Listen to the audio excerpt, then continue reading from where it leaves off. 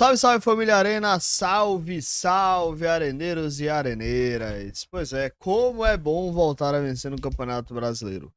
Vitória bateu o Vasco por 2-1, 2 gols de Renato Kaiser e agora se prepara para uma semana importante dentro da temporada, né? É sobre isso que a gente vai falar, sobre as opções de elenco que o técnico Thiago Carpini tem. Mas antes de começar a falar, gostaria de pedir o seu like, a sua inscrição aqui no canal. Já estamos com 31.550. Quem sabe até o final dessa semana a gente consegue aí bater 31.800. Dá para chegar, né? E até o final do mês chegar a 32 mil. Então, conto com você nessa missão para poder nos ajudar a chegar nesse número de 32 mil até o final do mês. Seguinte, pessoal, vamos falar sobre esses dois jogos, né? Vitória Cerro Largo e Vitória Bahia. Primeiramente, vamos falar sobre departamento médico rubro-negro. Quem é que o Vitória ainda tem no departamento médico? 3 jogadores. Os zagueiros Zé Marcos e os 2 volantes, William Oliveira e Pepe. O Zé Marcos é uma situação mais fácil, porque o jogador já treinou com um grupo, fez parte do aquecimento.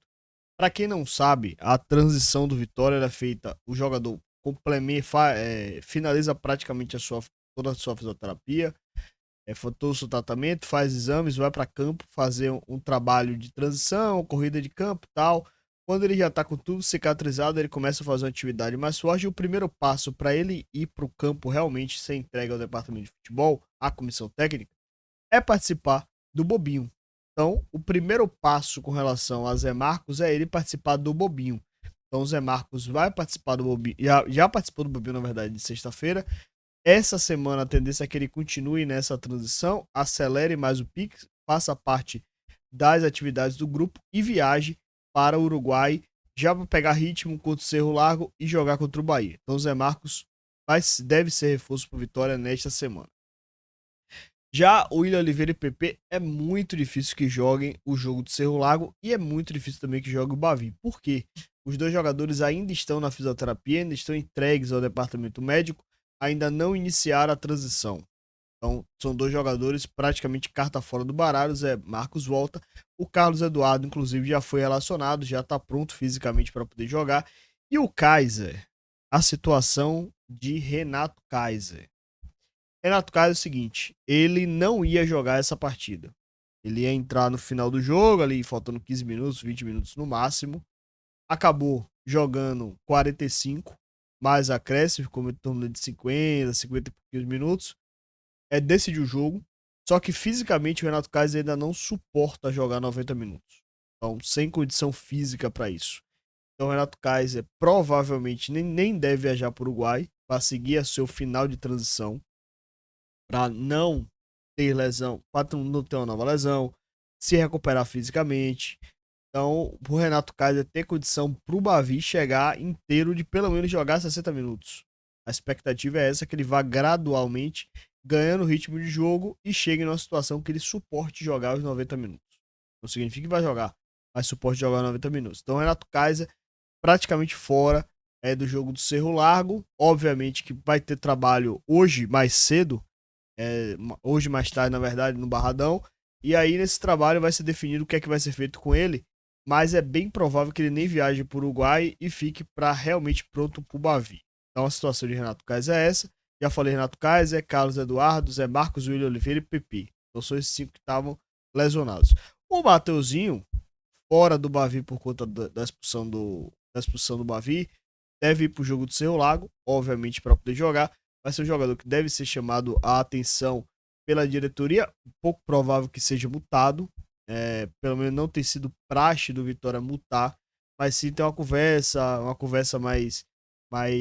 conversa de diretoria, conversa com a comissão técnica, só para poder alinhar os pontos, deixar tudo ciente que não foi uma boa atitude. Então o Matosinho não deve ser punido financeiramente, né? Deve ser chamado a atenção, porque não é algo que ele, o Mateuzinho, faça de forma corriqueira. Então, a tendência é que o Vitória faça isso para o planejamento da temporada. O que é que o Vitória deve fazer para o jogo do Cerro Largo? É bem provável que o Vitória viaje com a comissão, com o time, praticamente o time que joga normalmente.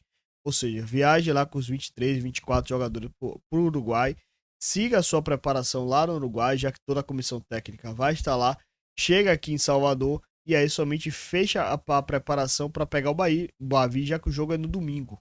Então a tendência é que o Vitória faça isso, deixe alguns jogadores aqui somente para aprimorar a parte física, mas o grupo todo viaje para Montevidéu para jogar contra o Cerro Largo.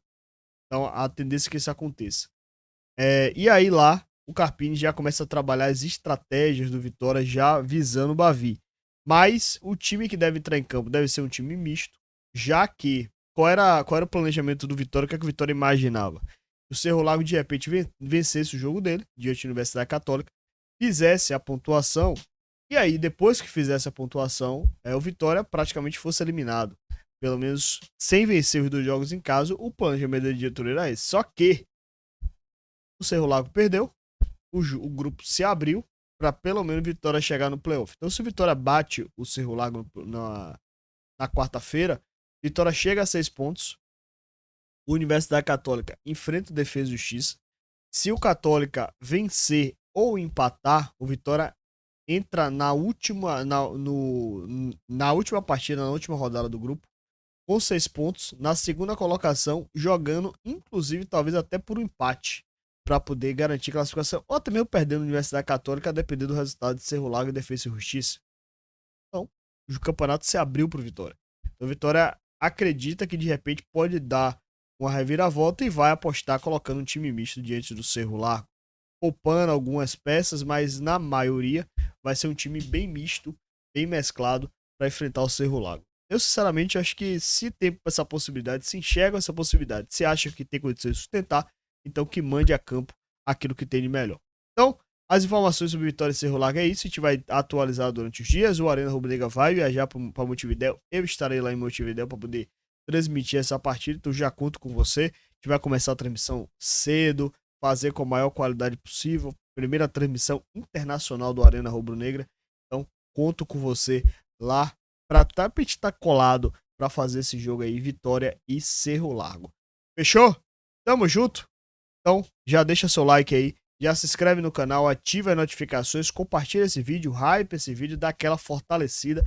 Afinal de contas, mídia independente do Vitória, pra gente continuar seguindo, depende do apoio de vocês. Então a gente não, obviamente, não cobra nada, não pede nada, mas só você deixar o like, compartilhando, comentando, isso já ajuda, porque o YouTube reconhece o conteúdo de qualidade, né? Então, para você que quer dar aquela fortalecida, quer dar aquela ajudada, não aguenta mais as grandes mídias, então dá aquela fortalecida na mídia rubro-negra. Então já deixa seu like aí, já se inscreve no canal, já ativa as notificações, compartilha, hypa e já fui. Aguardo você nas lives e nos vídeos aí que vai sair no canal e também nos textos lá no site arenarubronegra.com. Fechou? Tamo junto, até a próxima e já fui!